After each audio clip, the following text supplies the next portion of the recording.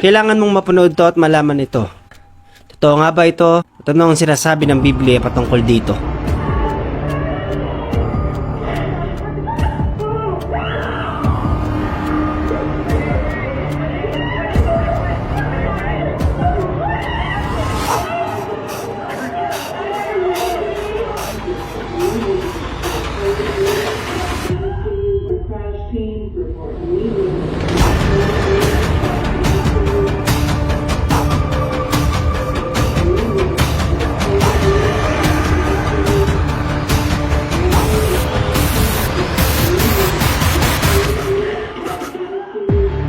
Tingnan nyo mabuti yung video. Sa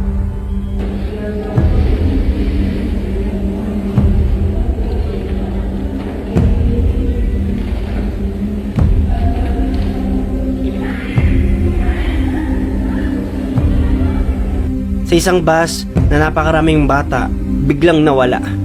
At biglang napatingin yung lalaki at sobrang gulat niya kasi nag-disappear yung mga bata. Dito rin sa airport nawala yung mga tao.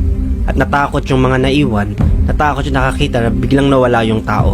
Ilan lang yan mga kapatid na lumaganap sa social media na milyon-milyon na nakapanood at maraming natatakot dahil nag-rapture na daw at naiwan ng maraming mananampalataya.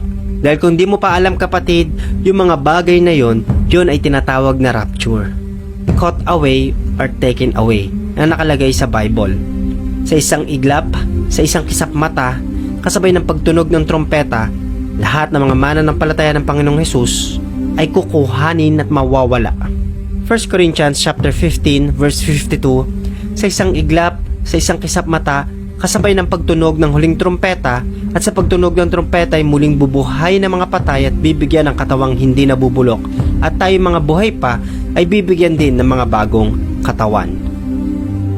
1 Thessalonians chapter 4 verse 17, pagkatapos sa mga buhay pa sa atin sa araw na iyon ay kasama nilang dadalhin sa mga ulap para salubungin ng Panginoon sa himpapawid, at makakasama natin ang Panginoon magpakailanman.